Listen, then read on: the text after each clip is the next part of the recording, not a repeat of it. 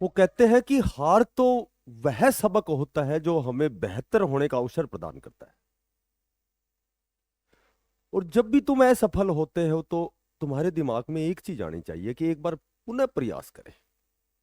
हौसलों के तरकस में कोशिशों के तीर जिंदा रख। हार जाओ चाहे जीवन में सब कुछ, फिर से जीतने की उम्मीद जिंदा रख। नमस्कार प्यारे बच्चों। देखो, लगभग तो सभी को पता है क्योंकि मैं जो अपडेट देता हूँ वो सबसे लेट लास्ट में देता हूँ। तुरंत प्रभाव से मैं अपडेट नहीं देता, और कम से कम एक दिन दो दिन बाद देता हूँ। थोड़ा सा मैं उस पर हल्का सा अध्ययन करता हूँ। ठीक है। तो लगभग सभी को पता लग ही गया है कि कल एक नोटिस जारी हुआ था जिसमें बच्चों से सजेशन मांगे गए थे, सुझाव मांगे गए थे। और वो सुझाव क्या मांगे गए थे कि भाई 2 शिफ्ट में आपका पीएचडी स्टार्ट होने वाला है। तो या तो उसमें सुबह का टाइम किया जाए या शाम का, क्योंकि एक ही अवसर मिलेगा, या तो सुबह मिलेगा या शाम को मिलेगा। सुबह तो शायद समय 5 से 9 बजे तक का है, क्योंकि अभी आपको पता है जून के महीने में कितनी गर्मी होती है। तो सुबह 5 से 9 बजे का समय, या फिर शायद शाम को 5 से 10 बजे तक का समय। ठीक है। तो बच्चों से कल 3 बजे तक ये सजेशन मांगे गए थे, सुझाव मांगे गए थे। तो आप समझ सकते हो कि जब सुझाव मांगे गए हैं तो जाहिर सी बात है आपके जो पीएचडी है बहुत जल्दी स्टार्ट होने वाले हैं। और शायद ऐसा मैंने कई बार बताया है कि आपका जून जो 3rd वीक है या 4th वीक है उसमें आपके जो है वो पीएचडी स्टार्ट होने की प्रबल संभावना है। क्योंकि आजकल का जो माहौल है इसको हम संभावना में व्यक्त करेंगे। कोई चीज़ ऑथेंटिक नहीं होती है कि ये आपका होगा इस तरह तो होगा, मस्ट का प्रयोग तो कर ही नहीं सकते। तो ये आपका आपका बहुत ज़्यादा संभावना इसलिए है कि कल तक तो सुझाव देने थे, और मेरे ख्याल से 8 से 13 तारीख तक फीमेल का पीएमटी की डेट है। जो 13 तारीख तक तो वैसे ही बाउंडेशन है कि 13 तारीख तक तो पीएमटी चलेगा। उसके बाद में अब जहाँ तक मैं समझता हूँ कि कितने पेटिशनर बनी है जो फीमेल कैंडिडेट हैं, हो सकता है उनका पीएमटी, मेल पेटिशनर का पीएमटी। तो अगर जब हम इसको कंपेरिजन करते हैं तो हो सकता है आपका 4th वीक में स्टार्ट हो। लेकिन कयास लगाए जा रहे हैं कि आपका जो पीएचडी है, जो मेल का पीएचडी है, क्योंकि पैरेलल में फीमेल का पीएमटी चले, तो इस तरह की संभावना तो कुछ भी व्यक्त कर सकते हैं आप। लेकिन ये अनिवार्य है कि आपका जो मेल कैंडिडेट है उनका पीएचडी जो है वो स्टार्ट होने वाला है। ठीक है। अब चूंकि एक तो ये क्यूरी है कि भाई फीमेल की क्या पीएमटी की सेकंड लिस्ट आएगी, तो ऑलरेडी पहले ही 25 गुना बुलाए हैं। तो यदि हम 10% 15% भी ऐसा मानने की भी कुछ अपसेंट हैं, कुछ कुछ और दूसरे प्रकार की उनमें अगर डिस्क्वालीफाई है, तब भी मेरे ख्याल से 10 गुना बच जाए। ठीक है, तब भी 10 गुना बच जाए। और अब जो मेन जो ये है कि क्या मेल की चौथी लिस्ट आएगी, तो ये भी वही बात है कि अब तो लगभग 15 गुना, फिर 5 गुना, फिर 5 गुना, यानी कि वही 25 गुना। तो अब जो मेन जो आपकी लिस्ट है वो डिपेंड करेगी पीएचडी पे। जैसे पिछली बार की तरह हम देखें तो कितनी 4-5 लिस्ट आई थी, क्योंकि पीएचडी में बहुत से कैंडिडेट जो है वो डिस्क्वालीफाई हुए थे। तो पिछली बार भी बहुत सी ऐसी लिस्ट आई थी बार बार, कम से कम मेरे ख्याल से 5 से 6 नंबर तो आपकी जो पीएमटी की जो कट ऑफ थी उससे नीचे, जो मेन जो आपका 10 गुना का एग्जाम, 4 गुना का एग्जाम हुआ था, उसमें 5 से 7 गुना आपकी जो है कट ऑफ नीचे हुई थी। तो अब की बार तो चूंकि 10 गुना मेन एग्जाम में बैठेंगे, तो अब की बार ये तो आप मान ही सकते हो कि जो भी आपकी पीएमटी की कट ऑफ जो आई है, स्टार्टिंग की जो आई है, चाहे वो मेल की हो चाहे फीमेल की हो, तो लगभग 5 6 7 नंबर तक तो कट ऑफ नीचे आएगी। और उसके पीछे जो मेन जो कारण है वो आप सभी को भली भांति पता है कि जो पीएचडी है, रेस है, वो एक प्रक्रिया, बहुत जटिल प्रक्रिया है। तो उसमें आसान नहीं है कि वो जैसे 2.5 किलोमीटर 12 मिनट में आना, वो बहुत अच्छी तैयारी वाले जो बच्चे होते हैं केवल वो ही उस बाधा को पार करते हैं।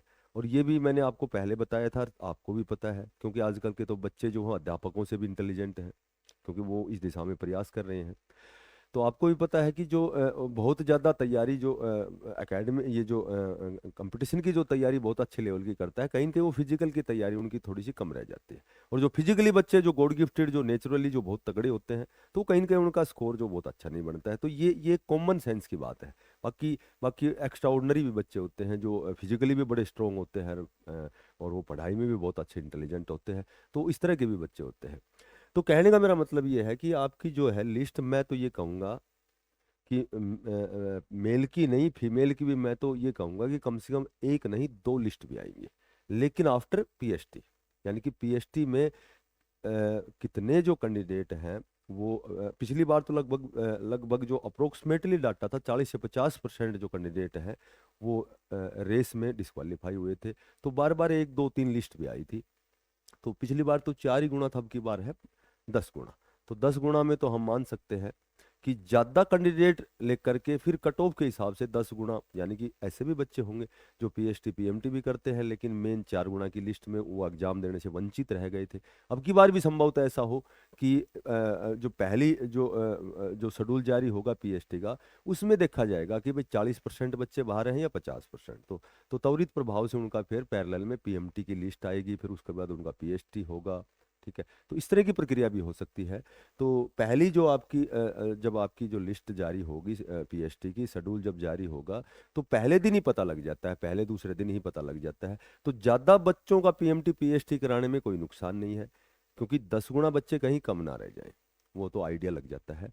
और पिछली बार भी ऐसा हुआ था कि बहुत से ऐसे कैंडिडेट थे जिन्होंने पीएमटी पीएचडी भी किया था लेकिन 4 गुना की लिस्ट में वो नहीं आ सके। तो लिस्ट आएंगी ये 95% है, लेकिन अब वो 10 गुना की जो कट ऑफ है वो क्या बनेगी, ये डिपेंड करता है कि जो आपका जो रिजर्वेशन की जो केस चला हुआ है, मैंने पहले भी बताया था, उस पर डिपेंड करेगा कि कैटेगरी के कैंडिडेट की कट ऑफ यदि जनरल के बराबर या उससे ऊपर है तो वो जनरल में कंसिडर होंगे, या फिर एज इट इज जो एचएसएससी की जो पॉलिसी के अनुसार जो फिलहाल आपकी कट ऑफ चली हुई है, तब भी आप मान सकते हो कि मेन एग्जाम में तो 6 से 7 नंबर नीचे आएगी। किसके नीचे आएगी? जो पहली आपकी पीएमटी की लिस्ट आई थी तो उसमें जो कट ऑफ थी उससे 6 से 7 नंबर नीचे आएगी, क्योंकि ये जो आपकी पीएचडी की प्रक्रिया है ये बड़ी जटिल प्रक्रिया है। ठीक है, क्योंकि इसमें 2.5 किलोमीटर 12 मिनट में बहुत आसान नहीं होता। ये बहुत अच्छी तैयारी वाला जो बच्चा है, जो बिल्कुल संजीदा होकर जो गंभीर होकर के जो और इस दिशा में प्रयास कर रहा है, जो तैयारी कर रहा है लगातार। कई बहुत से ऐसे बच्चे हैं जिन्होंने केवल उनको केवल अर्जुन की तरह चिड़िया की आंख दिखाई दे रही है, तो वो दोनों टाइम वो फिजिकल की तैयारी कर रहे हैं। ठीक है, तो ऐसे भी बच्चे हैं पिछली बार जो रह गए थे तो अब की बार वो नहीं रहना चाहिए। तो हो सकता है अब की बार जो रेस की प्रक्रिया है वो पहले की बजाय अच्छी होगी, बेहतर होगी, क्योंकि वो पिछली बार जो बच्चे रह गए थे 3 साल की छूट देने के बाद वो सारे बच्चे इसमें इंक्लूड हैं। तो वो जो पीछे जो बच्चे जो रह गए थे 8 सेकंड पीछे, 10 सेकंड पीछे, 5 सेकंड पीछे, तो वो पूरी जी जान लगा करके दोनों टाइम रेस करके और इस बाधा को पार करने की सोच रहे हैं, और वो करेंगे। जब सोच ही लिया तो करेंगे, ये तो जाहिर सी बात है। जब हम जिस दिशा में प्रयास कर रहे हैं पॉजिटिव होकर, और जब हम सोच ही लेते हैं, बोले हार तब होती है जब मान लिया जाए और जीत जब होती है जब ठान लिया जाए। तो जो बच्चे ठान लेते हैं तो पार करेंगे। तो इसका मतलब अब की बार क्या है कि रेस में बच्चे पहले की बजाय कम निकलेंगे, क्योंकि वो लंबे समय से तैयारी कर रहे हैं। और बहुत से ऐसे भी बच्चे हैं जो दूसरे प्रकार के पैरामिलिट्री की भी तैयारी करते हैं, एसएससी जिड्डी की भी तैयारी, आरपीएफ हो या फिर सीआरपी बीएसएफ, आईटीबीपी सीआईएस, सब तो इस तरह की हो, हेड कांस्टेबल की हो। तो सभी में ये इस चरण से तो गुजरना पड़ता है उनको। ये जो फिजिकल का जो चरण है इससे तो सभी भर्तियों में, पैरामिलिट्री हो या दिल्ली पुलिस हो, चंडीगढ़ पुलिस हो या फिर दूसरे प्रकार की पुलिस हो, ठीक है, तो वो लगातार तैयारी करते हैं। अब तो अग्निवीर की भी तैयारी करने लग गए हैं बच्चे, क्योंकि अग्निवीर में भी बहुत अच्छी सुविधाएं दे दी, सी ग्रुप में 20% कोटा दे दिया। तो अब लगातार बच्चे जो है वो बड़े जागरूक हैं। ठीक है, हमेशा किसी न किसी भर्ती के लिए वो उत्सुक रहते हैं, लगातार तैयारी करते हैं। तो अब की बार संभव तो उन्होंने बहुत अच्छा प्रयास भी किया हो सकता है कि लिस्ट 2 की बजाय एक ही लिस्ट आने पाए, क्योंकि 25-25 गुना ऑलरेडी पहले ही बुला लिए हैं। ठीक है, तो अब वो पीएचडी के बाद सारी कंडीशन क्लियर होंगी।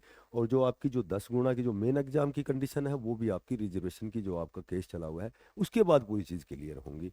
तो फिलहाल तुम्हारा जो मकसद है वो ये है कि लगातार प्रयासरत रहे, संकल्पकृत होकर उस दिशा में प्रयासरत रहें, तैयारी करते रहें, किंतु परंतु के चक्कर में ना पड़े।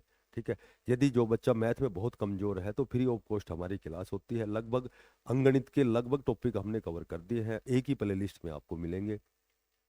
और ये मेरी गारंटी है कि एक बच्चे ने यदि एक टॉपिक कंप्लीट देख लिया तो ये मैं गारंटी करता हूँ कि वो पूरे मैथ की क्लास से देखेगा, बहुत अच्छे लेवल की क्लास से हैं। इससे बाहर शायद ही किसी एग्जाम में, चाहे आप एसएससी का भी बड़ा से बड़ा एग्जाम दोगे, सीपीओ सीजीएल भी दोगे, तो इससे बाहर मैथ में क्वेश्चन नहीं आएंगे। अभी हमारे एडवांस मैथ की क्लास बची हुई है, अब डे बाय डे हम स्टार्ट करेंगे। ठीक है, तो कुछ एक अपरिहार्य कारणों से बीच बीच में हमारी क्लासें मिस हैं। तो उसके पीछे कुछ बहुत ही महत्वपूर्ण कोई कारण है जिसकी वजह से वो मिस होती हैं क्लासें। तो अब हमारा लगभग जून में पूरा मैथ कंप्लीट होगा। तो यदि आपको वीडियो अच्छी लगे तो कृपया करके बिना पैसे का सब्सक्राइब करें, इसको ज़्यादा से ज़्यादा आप शेयर करें, थोड़ा सा अप्रिशिएट करें, थोड़ा सा मोटिवेट करें, ताकि आपके लिए अच्छी अच्छी जानकारी, अच्छी अच्छी क्लासें आप तक मैं मुहैया करवाऊँ, आप तक पहुँचाऊँ। फिर मिलते हैं किसी नई क्लास में या अपडेट में, तब तक के लिए सभी बच्चों को बेस्ट ऑफ लक, सभी को धन्यवाद, सभी को राम राम।